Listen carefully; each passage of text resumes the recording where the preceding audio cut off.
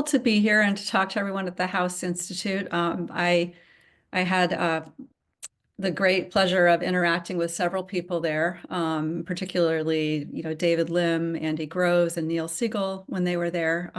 Very fond of that place and the work that you do. So I'm really honored to have the opportunity to speak today to you. So as Armine mentioned, I've been at the University of Washington for quite a long time. I have worked on hair cells for a long time, and that's what I'll talk about today. For the beginning of my career, I worked on non-mammalian vertebrates, namely chickens, which can really remarkably regenerate all of the hair cells in the inner ear and restore both hearing and balance function. About 15 years ago, I switched to working on mammals, particularly mice, which I thought would provide more translational potential in their studies. And so I'm going to talk about that work today. You never know what to title your slides, but I called it Explorations of Cellular Function, Plasticity, and Regeneration in the Vestibular Periphery of Adult Mammals. And specifically, I will talk about what we've been exploring, which is to what extent are vestibular hair cells naturally regenerated in adult mammals, mice specifically? Does natural hair cell regeneration restore vestibular function? And if not, can we examine why and identify ways to promote full functional recovery? I just want to start with acknowledgements because I often forget them at the end, but I'm very grateful for the contributions of multiple people toward the work I'm going to talk about today, and of course to various funding agencies. I will shout out here to Decibel and NIDCD, who've really supported most of the work I'm going to talk about. And I've had lots of graduate students, medical students, and otolaryngology residents, as well as undergraduates and research scientists contribute to the work. And I have a really strong set of collaborators, which included until recently Neil. So I'm very grateful. All right, so it feels a little bit strange talking to neurotologists about this, but I am going to provide a little bit of background. I know most of you will know a lot about what I'm talking about, at least for the first few slides. But in case there are people in the audience who don't, I will, provide this brief introduction. So vestibular hair cells are critical sensory receptors that sense head motions in the case of the vestibular system and sound in the case of the auditory system. They have this remarkable sensory organelle called a hair bundle, which is composed of multiple stereocilia and a single kinocilium. And you can see the staircase structure, which is key to the bundle function. The way that the hair cells work is that when fluid motions occur in the inner ear, or the ears or the stereocilia are deflected by other forces, the channels open, and this results in increased positive ion flow into the hair cell and induces receptor potentials. This ultimately ends up in glutamate release, which is I'm going to call quantal release in some cases. And this is received by the vestibular nerve or the vestibular ganglion neuron. And what this glutamate release does is it increases a sort of steady state firing rate of the vestibular nerve, in this case, when the bundle is deflected toward the tallest stereocilium.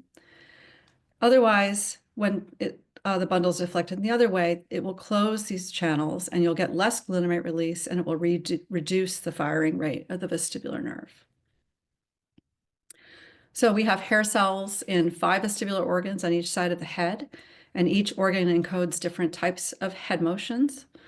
And I selectively study vestibular organs as opposed to hair cells in the cochlea, because the vestibular system has a very innate capacity for regeneration. And I'm going to talk about that today. So, sorry, I've got a delay here. So there are 3 types of there are 3 semicircular canals that have sensory organs in them, called the horizontal, anterior, and posterior ampulla. And these are specialized, hair cells in these organs are specialized to sense rotations of the head. And then there are 2 otolithic organs, utricle and saccule. You can't see otoliths on them now, you're looking down on the surface of the hair cells, but they sense static head tilt, linear acceleration, and vibrations of the head. So these organs all together are able to encode head motions of various types and directions and amplitudes. And as a result, they miraculously provide us with a really great sense of well-being. And we know this because when our vestibular system dysfunctions, we are not happy. So I'm just going to introduce this pathway because I'm going to talk about it a bit throughout the talk, and then I'm going to mention a few of the myriad functions that the vestibular system supports. So in the inner ear, these hair cells synapse upon the vestibular ganglion neurons. I just talked about that. And they have their cell bodies in the ganglion, and their nerve projects centrally to the vestibular nuclei in the brainstem and also to the cerebellum, which I'm not showing here. And from here, signals are sent throughout the brain and spinal cord and modulate a lot of different important functions. And we typically think about the spinal cord and oculomotor nuclei projections that regulate the muscles of the neck, limbs, and the eyes. And when we have vestibular loss in the inner ear or centrally as well, this can lead to imbalance, higher rates of falling, and oscillopsia. But we also don't think about these functions as much, and they're really important. So the vestibular system projects to the hippocampus, and as people are learning, really regulates spatial orientation and memory and can result in disorientation. And you can see this in aging people, particularly. It also projects through the vagal nucleus and regulates blood distribution through the body. And when we lose our vestibular function, this can result in dizziness or falling when we stand up. But also, I think it's very interesting that vestibulopathies can result in anxiety and depression because of these inputs to the amygdala and the hypothalamus, which assign subjective value to self-motion and position in space. So you can see the vestibular system regulates a lot of really important things. But vestibular dysfunction is very common, and it can significantly reduce quality of life. And so this has been shown in lots of studies, but I'll just point out here, Yuri Agrawal's work and others at Johns Hopkins found that 35% of people in the US over the age of 40 have vestibular dysfunction. They cannot stand on a foamy surface with their eyes closed, the Romberg test. And the prevalence of vestibular dysfunction is 50% in people over the age of 60, which is a particular interest to me. And people with vestibular dysfunction and dizziness have an 8 times higher rate of falling, so that's pretty substantial. 2 other studies recently found significant reductions in the gain of the VOR, vestibular-ocular reflex, as measured by the video head impulse test, VHITS, in people over 70. Now, we all know there are lots of different causes of vestibular dysfunction, but it's very interesting that vestibular dysfunction in aging humans is associated with progressive loss of vestibular hair cells. And this has been shown in a few studies, including one by Samuel Merchant and Steve Rausch in 2000, who found in cadavers that there's a significant loss of hair cells with aging and a higher rate of loss in the canal organs, the ampullae, than the otolith organs, saculoneutral. And Rosenhall found similarly that by the age of 80, hair cell numbers in canal organs are decreased by 45%, while the numbers in otoliths are decreased by a little bit less. And as you all know, ototoxins and other factors can increase hair cell loss substantially. And for instance, in these images from Andy Forge's group from vestibular schwannoma patients, you can see a lot, in this representative image of a guinea pig utricle where you can see all these stereocilia bundles projecting up into the endolymph, there's considerable loss of hair cells in these patients, including an 80-year-old woman and a 65-year-old man. And Alan Cheng's work recently showed this as well. Now, there is exciting evidence that humans may have some capacity for vestibular hair cell regeneration, and this is other work by Andy Forge, where he found in these patients with vestibular schwannomas evidence of immature bundles of stereocilia. So normal stereocilium, which he also saw in the samples, have the staircase pattern of organization of their stereocilia. They have an eccentric kinocilium on one end here, which you can't really see that well. An immature bundle looks very different. It has very short stereocilia and a centralized kinocilium that will move over with time as it matures and the bundle forms. So these immature bundles are indication of young hair cells, and those would be an indication of regeneration. And recently, Alan Cheng's group, again, in the same study, showed that humans have other evidence of regeneration, which he used single-cell transcriptomics and other methods, self-fate mapping of supporting cells. So critically, the sensory degeneration, sensorineural degeneration can result in hypofunction. and it's largely irreversible as far as we know, and treatments are limited. And so some current treatments we have are to provide patients with medications that relieve their nausea, provide vestibular rehabilitation, which is essentially forms of physical therapy, get them moving, get them to compensate and to adapt. And then there are treatments under development, which were very exciting, which is a vestibular implant, which provides electric direct stimulation to the ganglion neurites out near the organs. And then there are potential future treatments, namely hair cell regeneration, which I'm going to talk about today. So before I get into our work in mice, I just want to go through a little bit of anatomy. And all amniotes, including mammals, have two varieties of hair cell, type 1 and type 2. And I'm showing an image of the mouse utricle. The structure of the utricle and the ampullae and sacula are very similar. They have a central strialar zone, this reverse C-shaped structure, and an extrastrialar peripheral zone. And I'm going to use those terms somewhat interchangeably here. If we take in other words, extrastrialar is equal to peripheral and strialar is equal to central. So if we take a section through the utricle, for example, you can see the organization of the type 2 hair cells in green and the type 1 hair cells. I also show you supporting cells, which are non-sensory glial-like cells in the epithelium. And these hair cells are distributed throughout all of these regions. So there's a lot of things that are different between type 1 and type 2 hair cells, but I'm going to focus on their morphology and their innervation for this talk. I do have collaborators who work on their physiology as well, and I'm not going to talk about that today. So that type 1 hair cells are very distinct from type 2, and I'm showing you diagrams here as well as transmission electron micrographs. The type 1s have much longer, thicker, and more numerous stereocilia. And the type 2 hair cells have very short, thin, and fewer stereocilia. The cell body of the type 1 is like a Erlenmeyer flask.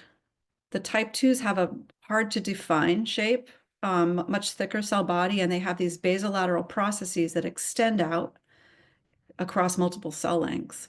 Importantly, the type 1 hair cells are innervated by a very unique type of afferent terminal called a calyx, shown in dark blue, and you can see that here and around this hair cell. Whereas the type 2 hair cells have bouton-shaped afferent terminals, which you can see here that are very discrete and mainly go around the bottom of the cell. So the way that we kill vestibular hair cells, we use a method that Ed Rubel developed with Richard Palmer at the University of Washington, where we use transgenic mice that express a diphtheria toxin receptor in all their hair cells. And these are we call DTR mice for diphtheria toxin receptor. We either use them or we use as controls mice that have no diphtheria toxin receptor in their hair cells. So we give these wild type and diphtheria toxin receptor DTR mice 2 injections of DT, diphtheria toxin at 50 nanograms per gram, and then we wait various periods of time and analyze the utricles and the horizontal ampullae, and do a lot of other different things to try to understand this regeneration. So this slide is illustrating how much regeneration happens naturally in the adult mouse utricle. And there are images here of myosin labeling, which is a marker for hair cells. And then I've got things quantified at the bottom. So in control mice, you can look down on the surface of the utricle and you can see lots of different dots. Those are each individual hair cells, and there are about 3,700 in these control mice that we use. We use a lot of different types of controls, no diphtheria toxin, or wild type mice without diphtheria, with diphtheria, etc. Diphtheria toxin. But you can see after, in these DTR mice after diphtheria toxin, 14 days post DT, 42, 70, that there's massive loss of hair cells. So it drops down to about 9% of controls. So 91% of the hair cells are lost in 14 days. And over time, it increases, and these hair cells fill in the zones. And if we quantify that, we can see that hair cell numbers naturally come back to about 20% of control. And if we look at what types of hair cells are regenerated, here you can see before damage, there's sort of similar numbers of type 1s in green, type 2s in red. And if we look at the type 1 hair cells, you can see over time, those numbers fall to about 10%, like all numbers, and then they drop off to about 3% over the next 5 months or so. in contrast, the type 2 hair cells increase over time such that they reach about 51% of controls. So overall, there are about 800 hair cells replaced, and they're all type 2s, and it's about 51% of the type 2 population that is restored. I'm just showing you here the markers we used to quantify the type 1 and type 2 hair cells. Similarly, in the horizontal ampulla, we see extensive loss after DT, and we see some regeneration, primarily in the striatal zones or the peripheral zones. And we see about 94% loss of hair cells and about 14% recovery. So it's not as extensive as in the utricle. But about 200 hair cells are replaced. And again, all of those hair cells are type 2s in red, and about 41% of the type 2 population is restored. So it's really quite a bit of regeneration. But it's all type 2s. So we wanted to, I'm just showing you this because everyone asks, where do these cells come from? They don't come from new cell growth. They come from direct transdifferentiation or conversion of the supporting cells into hair cells. And the way that we've identified that is by looking at this Cree line that has tomato expression in supporting cells. And we also have the DTR allele here. So when we give DT, we can kill all the hair cells and then wait a few weeks and see what happens to these red supporting cells here. So we kill all the hair cells, we have type 2 regeneration, and you can see those type 2 hair cells have that supporting cell marker in them that they've carried or they've basically inherited from the supporting cell as it has converted into the hair cell. So the supporting cells convert and make these red hair cells. So what do these type 2 hair cells look like? I don't have a lot of time to talk about specifically how they mature, but I want to touch on a few things. So I mentioned that 40 to 50% of the type 2s are regenerated in these different organs. And then I published a paper with Ruth Ann Eatock in 2021 and Remy Pujol looking at the physiology and the morphology of these cells. And we found, so I'm sort of putting this here to remind you about the different important areas, functional zones, which are the bundle and the synapse in the hair cells. So we found that the new type 2 hair cells have normal bundle structure, shape, normal shape and orientation, and their stereocilium heights and thickness appear normal. Importantly, the otoconia and the otoconal membranes are intact. So they stay intact or they get regenerated. We're not really sure. When we mechanically deflect the stereocilia bundle and measure their receptor currents, they have evoked receptor currents. So there is mechanotransduction. And they have synapses on the vestibular ganglion neurons. And really importantly, those ganglion neurons don't die. Like in the cochlea, we lose spiral ganglion neurons. The scarpus ganglion neurons or vestibular ganglion neurons are not lost, at least out to 5.5 months. We're not really sure if this is due to supporting cells or the regeneration of the hair cells. Probably the latter is more likely, supporting these surviving neurons over time as the hair cells regenerate. But this regeneration does not lead to recovery of motor functions. All right. So what we find is that there are severe motor abnormalities in these mice that arise shortly after damage, and they persist for a long time after type 2 regeneration. And this includes spinning or circling, head bobbing of the mice. They have an unsteady gait. They can't climb. They can't swim. They're really very severely debilitated even out to a year after regeneration. But we wanted to ask what happens to vestibular function specifically? How is that impacted by regeneration and loss? So we did that in a couple ways, and this is work with Jim Phillips, who's a vestibular clinician, Tote, who's a scientist in my lab, and Manny Hargay, who was a resident, and Kelly Hicks, who was a medical student. And I'm just showing this pathway again to illustrate the different places that we studied to test function of the regenerated hair cells in the inner ear. So we looked at vestibular stimulus evoked CFOS protein in the vestibular nucleus neurons. Now, CFOS is a transcription factor that is associated with changes in neuronal activity when the levels go up. We also looked at the vestibular VOR, particularly the horizontal VOR, which are eye movements that are evoked by head motions. So I'm going to talk about the VOR first. So you are all probably very familiar with this. We looked at the stimulus here is head rotation in the horizontal plane, and we did this at a series of pretty low frequencies. And as you know, when the head's rotated toward one side, in this case toward the right horizontal ampulla, there are cross signals that result in ipsilateral medial rectus activation and contralateral lateral rectus activation. And this leads to rotation of the eyes in the opposite and equal plane, which helps to maintain the visual field as the head is moving, stabilizing our systems. So this measures inputs from the horizontal ampulla, horizontal hair cells, horizontal ampulla hair cells, and we're measuring the VR gain, which is the eye movement, amount of eye movement in response to the head motions. And the methods we use is we use a mouse that's restrained in a dark chamber on a rotating platform. The head is oriented such that the horizontal ampulla is stimulated, and the platform rotates at different frequencies, clockwise and then counterclockwise. So what we find is that the VOR is lost after hair cell destruction, and it does not return after type 2 hair cell regeneration. So we're here again measuring the VOR gain, the eye position relative to the head position. Unlike humans, the gain is about 0.4. In humans, it's about 1 or -1, however you think about it. So these are normal gains across the frequencies in mice. It's very reproducible in the undamaged system. After the lesion, when we have 90% of the type 1s lost and 90% of the type 2s lost, we have really very little gain of the VOR, very little evoked eye movements, except at the highest frequency. There's a minimal response. And this doesn't change significantly, really, after 50% of type 2s are regenerated. And this is at 5 months of recovery. So what about this evoked CFOS? Is the brainstem responding in any way to head motions? For this, we used a stimulus called off-axis centrifugation. So we placed mice in a beaker where they're free moving on the edge of a rotating platform for 10 minutes.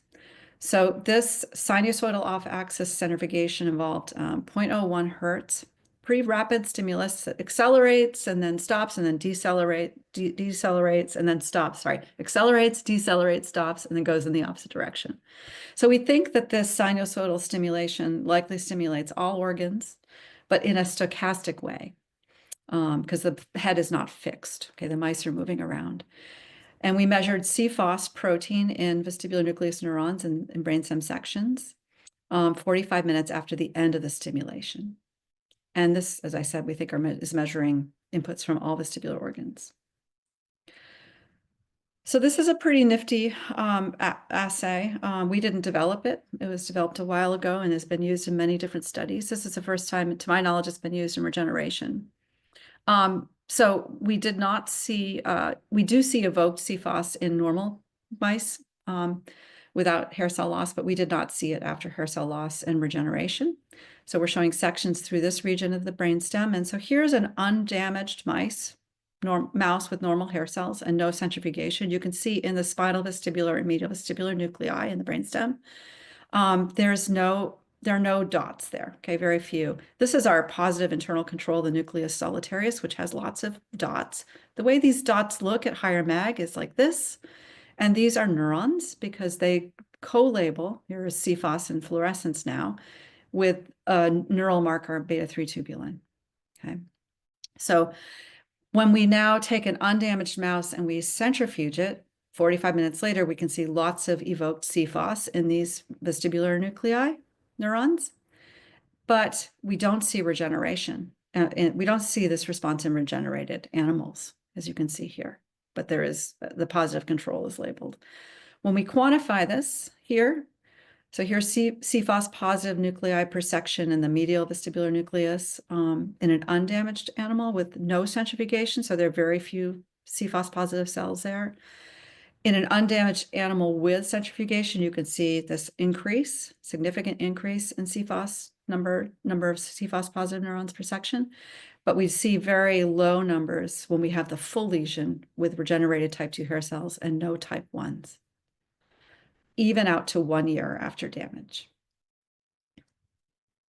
So there are lots of potential reasons why this natural regeneration may not lead to recovery or does not lead to recovery. of vestibular reflexes or brainstem responses. So one obvious thing is that there may be too few regenerated type 2 hair cells. It's also possible that the type 2 hair cells that are regenerated are immature and not very functional. So we have found that some of them have smaller than normal mechanotransduction currents, and some maintain voltage-gated sodium currents that are typically lost as animals mature, and they have fewer HCN currents, which are also important for hair cell function. So some hair cells seem to mature the whole way, some remain immature. So maybe this is the problem with recovery. Or maybe their synapses are dysfunctional in some way. But maybe it's also because they don't have type 1 hair cells. None. So would having type 1 hair cells present be helpful? So we addressed that question as follows. So we looked at what would happen if we had a smaller lesion that preserved type 1 hair cells. Would we see the VOR and the centrifugation evoked CFOS in that case? So what we did is we gave a half dose of diphtheria toxin, 25 nanograms per gram, and then we looked at the VOR and CFOS at various times afterwards. And what we saw with respect to the VOR is that there is a VOR present when we maintain 50% of the type 1 hair cells. So I'll walk you through this. I've shown you this before. So when we kill all the hair cells, right, we see loss of the VOR relative to normal, and we don't see recovery of it when we just have type 2 hair cells present. When we have this partial lesion, when we've lost all the type 2s, but we have 50% of the type 1s conserved, okay? And then if we wait time, we have 50% of the type 2s replaced and 50% of the type 1s, surviving type 1s present. In that case, we see pretty good VORs, right? Their VORs at 14 days after hair cell loss, and there's good VORs at 5 months. So this suggests that the hair cell 1s are adding function here.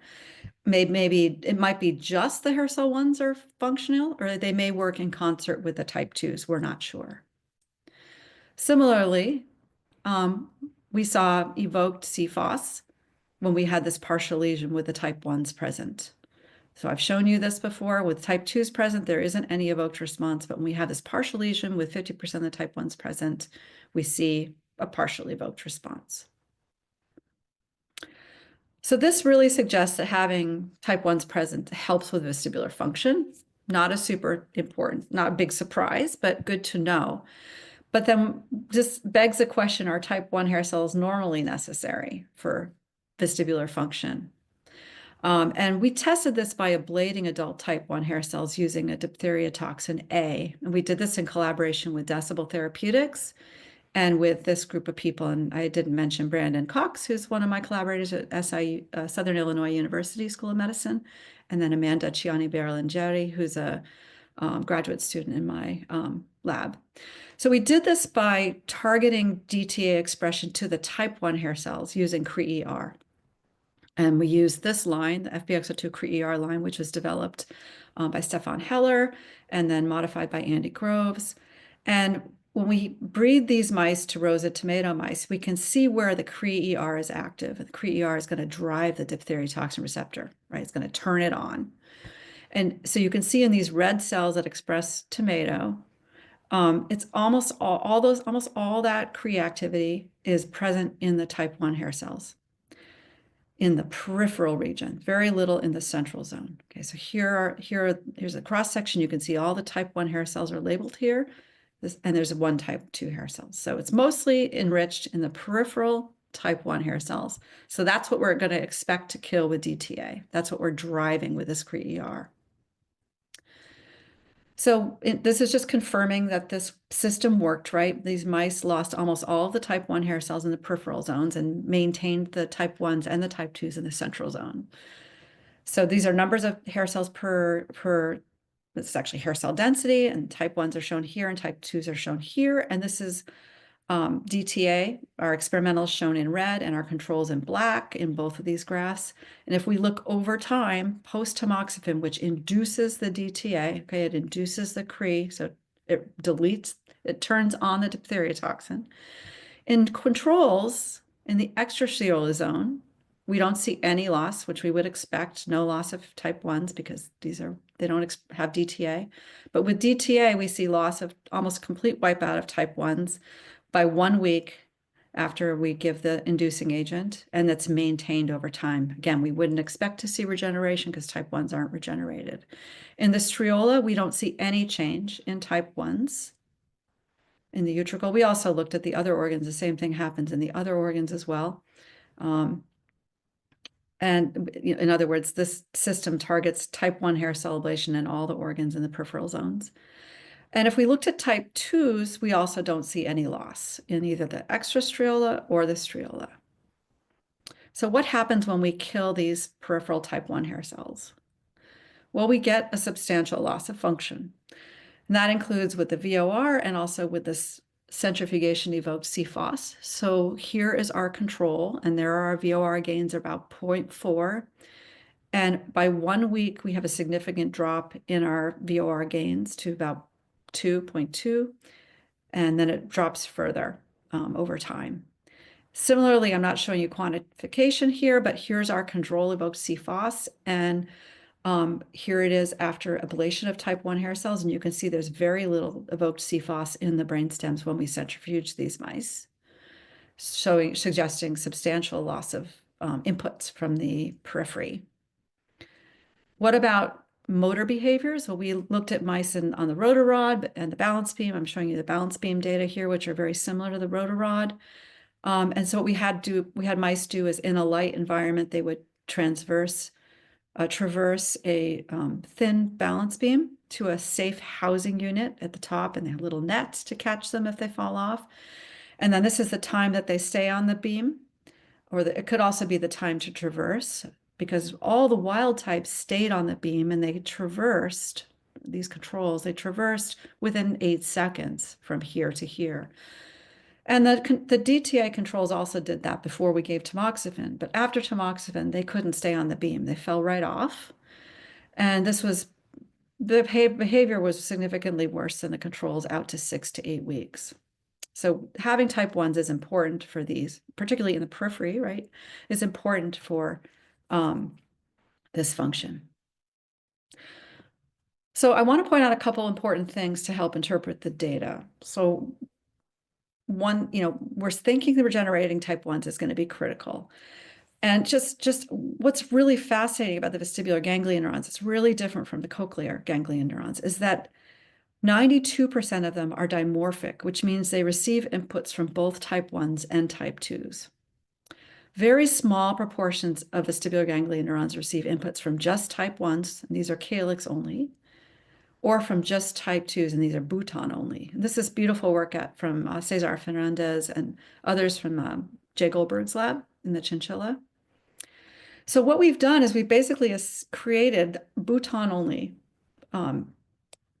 We've really only given VGN neurons inputs from these type 2 hair cells, from the Bhutans.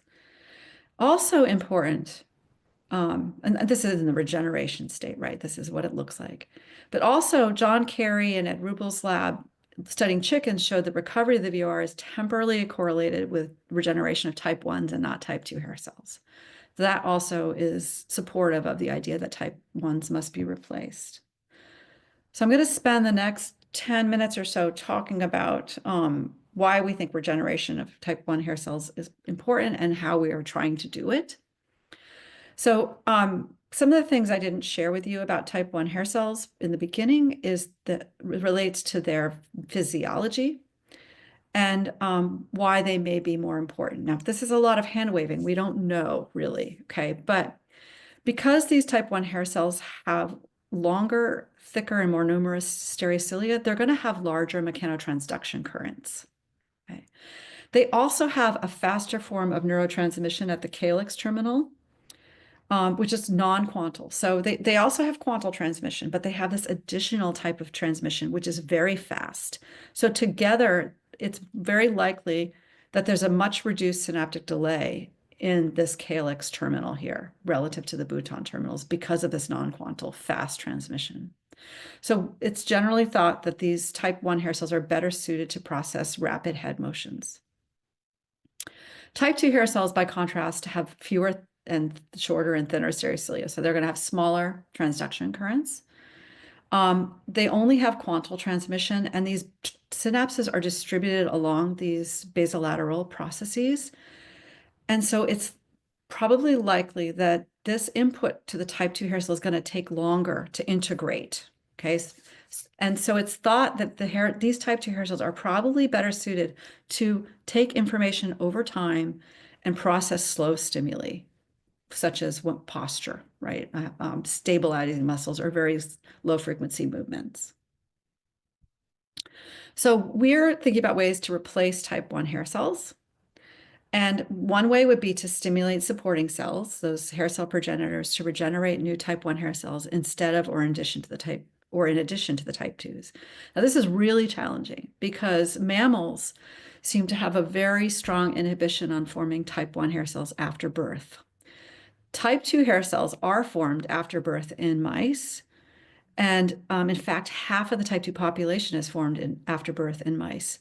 And type 2 hair cells they undergo turnover. So they die and they get replaced in adult mice.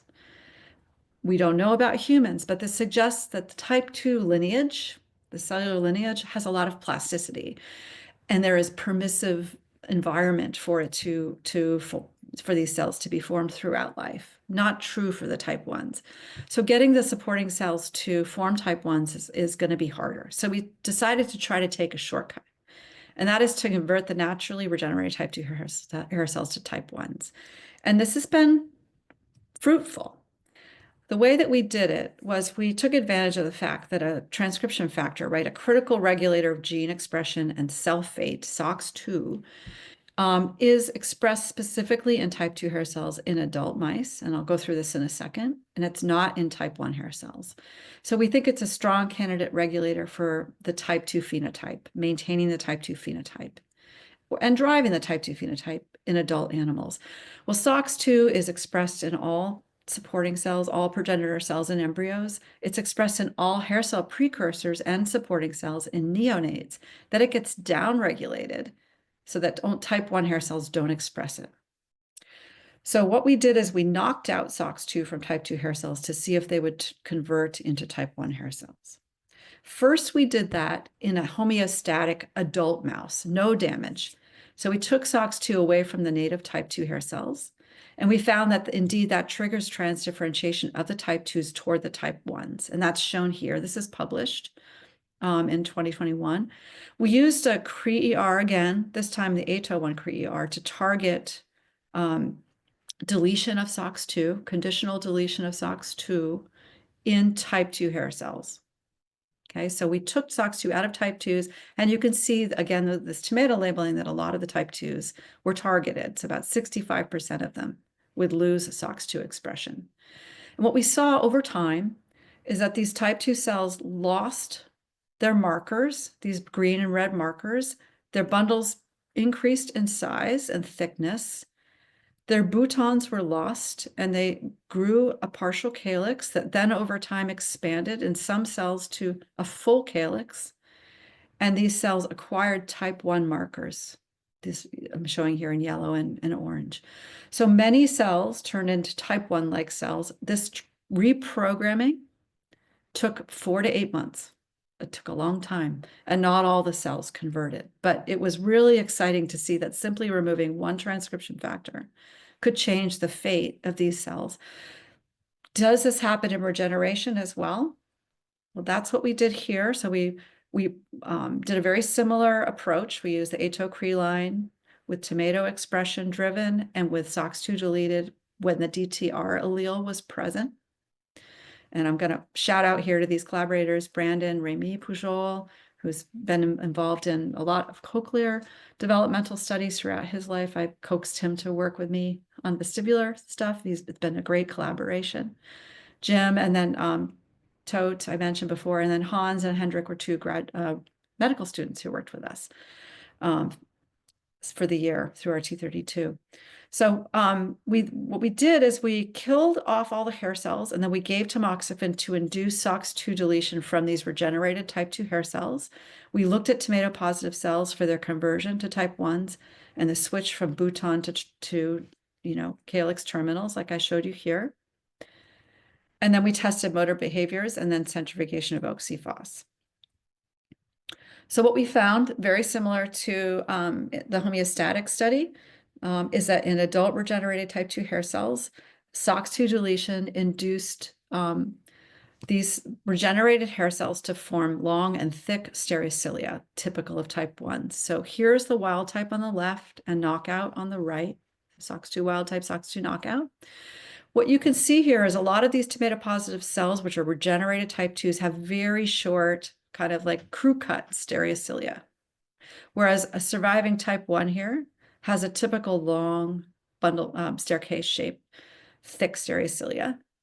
And here's a picture of the regenerated type 2 on the side.